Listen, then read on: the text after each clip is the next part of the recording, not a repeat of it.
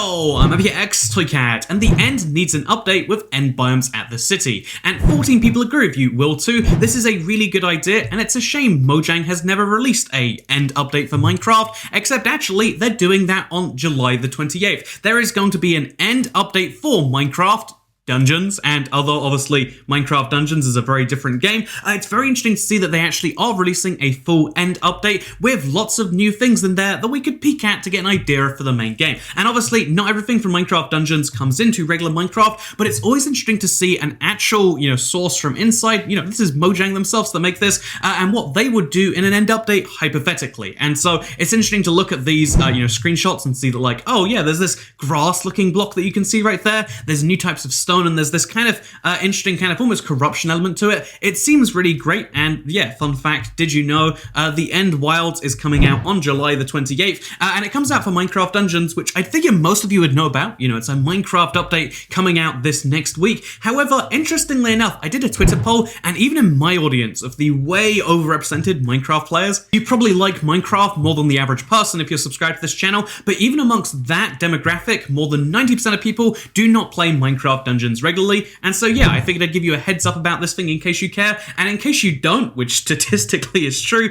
maybe we should move into the second question from Toy Pikachu the Octoling. By the way, did you know this is Q&A Saturday, or Q&A Sunday, the weekly series where I answer your questions about everything from the new snapshot to bundles to candles. But for now I need to answer, when do you think the snapshots, not counting the experimental one we just got, for 1.18 will start? And yeah, right now a lot of people are showing off 1.18 snapshots, but they're actually experimental snapshots. A lot of things might change in the next few months. I don't really imagine it, but when will the official snapshots start? And good news, just like usual, there's a developer tweet for this because Henrik Nieberg says, note, we most likely won't be shipping any more snapshots over the next few weeks, so there's not going to be a third experimental snapshot coming up in the next week, since most of the team is on vacation or about to go on vacation. Enjoy playing with the experimental snapshot 2 in the meantime, and keep the feedback coming. And so yeah, basically the idea is that for August, most people are going to be going on some form of holiday, so they're just not going to be shipping any snapshots until what looks like it will probably be September. And if we just push aside the fact that, Mojang is a place I feel like I really like to work. I mean, they take a healthy sized break in the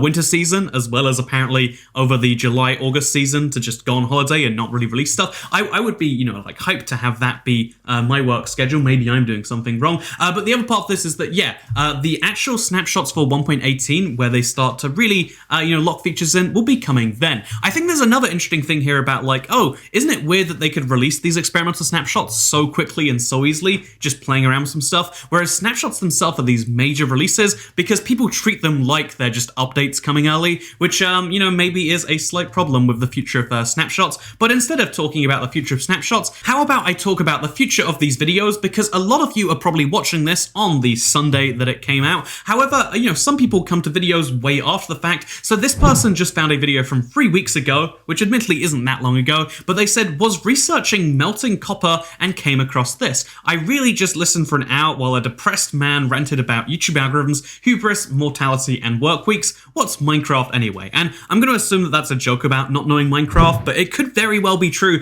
that this is a guy just looking for copper in the real world and finding this video. But there's this interesting thing on YouTube where everyone assumes that, a YouTuber is making videos kind of for them, right? Like, oh yeah, I'm a subscriber to this channel. Of course, the YouTuber's thinking about me first and foremost when they make their videos. However, you actually have to have this balancing game of making videos for the people who are subscribed. Did you know greater than 99% of house fires have people who aren't subscribed? So maybe you should join that category. But then there's the people who are going to watch a video months later, and that's their first and probably only exposure to you. You have to make an interesting video to someone with a surface knowledge on the subject, maybe who doesn't even know what Minecraft is. And then there's the people in between, the people who watch the videos on a somewhat frequent basis but aren't subscribed, and your best job is to try and convince them to subscribe. So hey, are you watching this video and you're not subscribed for some reason? I really would recommend that you do it. You might say, oh well, Toycat, I don't need to subscribe, but you know what, it'd make me feel good and you'd be slightly more likely to see my videos, which I think could be good for both of us. And if you want to do that, that's great. If you don't want to do it, then how about I dive into one of the responses on a recent video because, Rose Proctor said, lol, does Toycat suddenly hate Minecraft? Is he just going to play 1.16 for the indefinite future? What's going on, buddy? And this is probably the nicest comment I've had in regards to the fact that there's a lot of people who think, oh, you must hate Minecraft or you must hate Deep Slate or whatever it is, because kind of unfortunately for the schedule, I've been doing a lot of things, and so the free videos that happened to release this this week, because they were the free videos I had available, all happened to be videos that were criticizing Minecraft in some way, either jokingly or seriously, and so people look at that and they're like, huh, I guess you hate Minecraft. Free videos, every video you've made this last week has just been criticizing something about Minecraft. I want to just address the fact that, first of all, the reason it happened is because the editing pipeline, now that I don't edit my videos, I send them to someone, and sometimes it comes back later that same day, sometimes it takes a week. Sometimes finding someone to do the thing or finding a way for them to fit it in can take a really long time. And so in reality, those were the free videos I made over the last month that were kind of like talking about something being bad, because I think it is important to, when you like something, it's healthy to have criticism sometimes too, to want the thing to be better. And so yeah, I spoke about some things I didn't like.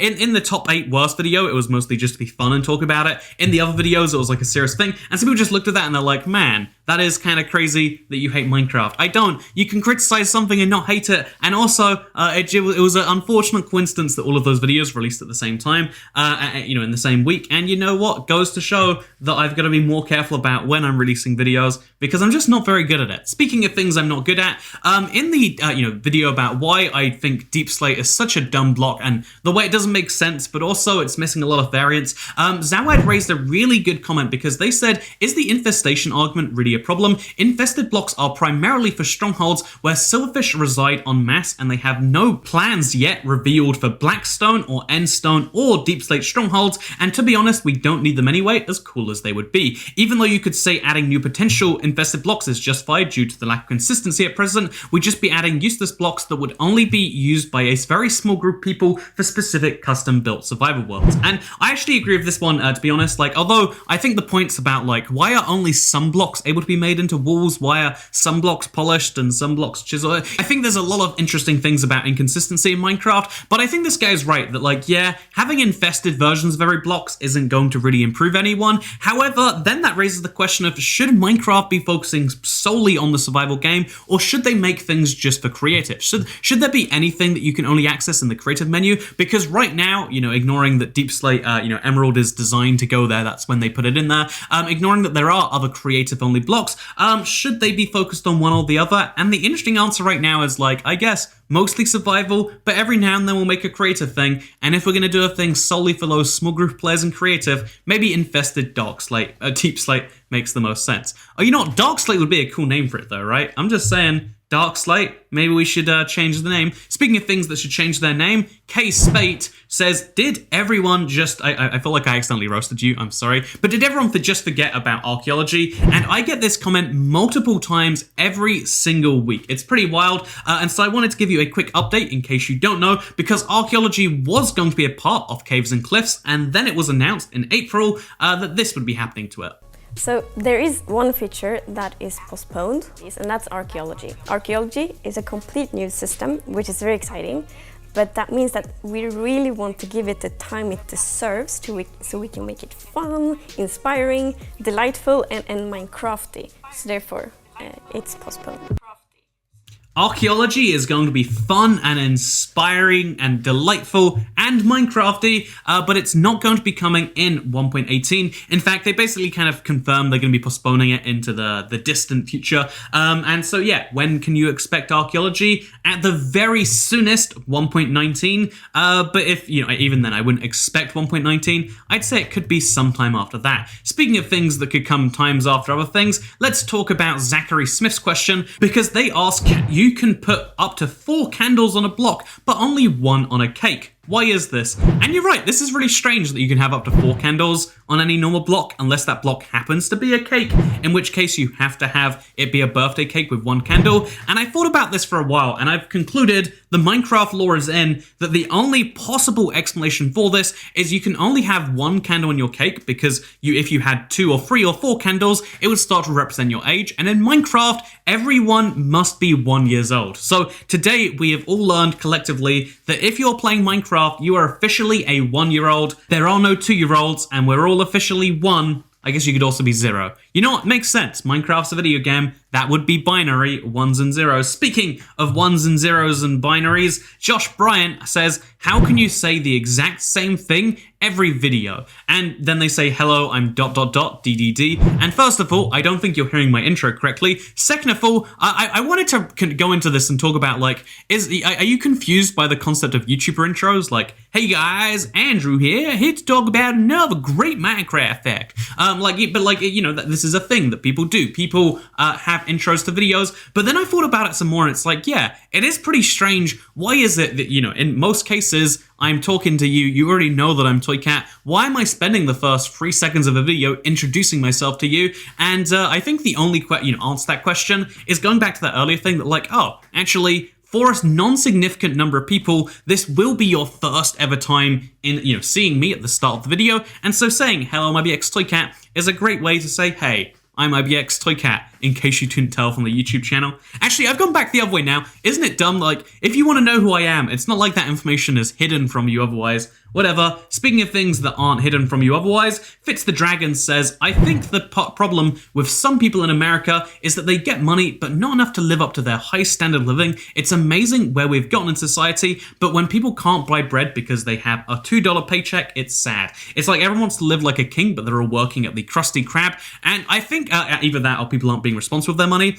I think there's a really interesting, because this is definitely true. I feel like America is not only one of the highest earnings per capita in the world, but it's also one of the places where people feel obliged to look wealthy. I feel like, money and wealth and that sort of thing is very highly sought after in America and very highly, viewed as a positive thing socially. And so everyone wants to seem rich, whether that's buying very expensive clothes and shoes or whatever else, or whether that's just trying, or a car, or people like to have expensive things because that shows that you're wealthy and therefore something is good about you or something like that. However, it's really interesting because trying to buy things that will make you look rich is one of the easiest ways to, make yourself poor, to spend all of that money and to make yourself not. And there's a really interesting thing here. I've heard this story so many times of like, oh yeah, so my friends spent £100 on a t-shirt this weekend, but then couldn't afford food and so needed to get a loan or like had to borrow money from me. And my immediate thought in there is like, well, you know what? Should you be spending that much if you wouldn't otherwise have the money for things? And I think that's like too obvious of a line or attack to go for. So I think the much more interesting question here is like, well, the luxury, luxury brands of any form, places that sell things that are very expensive, they obviously can cater to very rich people who can pay for their things, but those rich people are probably already aware that they can spend more money on something to make it better. So instead of appealing to those people, they'll try to advertise to people who don't have as much money to try and be like, hey, if you spend a lot of money here, it'll look like you have a lot of money. And so, that their whole like advertising is to try and convince people that like, don't worry about eating this week, don't worry about making sure you have enough money for that, buy these expensive luxury goods. And so the question there is like, is the fault in the the luxury good manufacturer for trying to convince you that you need something that you don't and making you have to get a loan to buy some bread? Or is it the other way around? Is it your fault for looking at your finances and saying, yeah, I think that buying this really expensive vehicle is much more important than buying bread for my family? I really do wonder which way around you think about that one. It's one of those interesting questions that someone's going to give me flack for in there. But yeah, basically the appearance of wealth being important is very interesting because every society has an aspect of it, but you see it a little bit more in the United States. And sometimes it's really cool and sometimes it's not so cool. But there you go. I've left America now, by the way. I'm back in the UK. I'm curious if my perceptions of this one change as I move around again. I'm going to be here for a long time, by the way. Speaking of places that have been around for a long time, Endermaster08 says, doesn't Java already have bundles though? Because bundles obviously have not come to Bedrock, and so they're not coming to Java, but Endermaster08 remembers them being on Java, and this is another one of those fun memory questions, I guess, because hey, did you know bundles did exist in Minecraft Java? It's interesting because if you look at when they existed in the snapshots from 20W45A to 21W18A. Obviously, the next snapshot after that, they actually removed them from Minecraft, and they'll be coming back into the game after those official 1.18 snapshots start in September. Wow, whole videos tying together, going full circle. But yeah, it's really interesting because bundles are one of the very few examples in Minecraft history where a feature has been added, it's been left the same because they've basically finished it, and then they remove it half a year later, just with the intention of re-adding it to another major version. I do hope that they can make the interface better for everyone when they fix it on Bedrock and make it a whole exciting thing. I actually do imagine that the people working on the gameplay team, this is one of their big questions for the next week or so. Speaking of big questions, I wanted to just kind of briefly touch on this one because Froggy's Can Fly asks, I've been wondering since you said you bought the house, what was the status of your old house when you left the US? Did you pack up first to prep for the move? Is your stuff still there? Maybe storage? Where are you going when you land? Old house, new house, someone else's house? I'm very curious about the logistics of it all. Buying a house while out of the country, I imagine would be complicated, but moving while gone, that feels impossible. And let me tell you, it feels impossible. It's made even more impossible by the fact that this house needs a lot of work to be done to it, so I can't fully move into it because some of the rooms... do you want to hear about the whole process of how I bought a house and then needed to move into it while I wasn't in the country, and why and how and all of the stuff that happened? I'll just explain in the Let's Play where I have a lot more time, and I won't take 5 minutes of your time. And in case you're curious about what the house looks like, I don't really want to show it off right now. It's not in a great state, but I have uploaded just a very brief tour explaining the state of the house to members only on this channel. So if you've ever considered becoming a member on this channel, now is a great time to join, because becoming a member is a great way to support the channel on a monthly basis and get some great perks like a green name and all of the other fun badges that come with it, and all of the other benefits you can find out by hitting the join button. And also, I spent so much money on this house. It'd be great if you joined for the sake of that. But you know what? Speaking of things that cost a lot of money, this outro will cost you nothing. I hope you enjoy it, because I'll see you all tomorrow for the Let's Play with some more house questions. But yeah, I'm here in the new house. It's interesting, it's a curiosity, and so is your mother, I guess. Goodbye.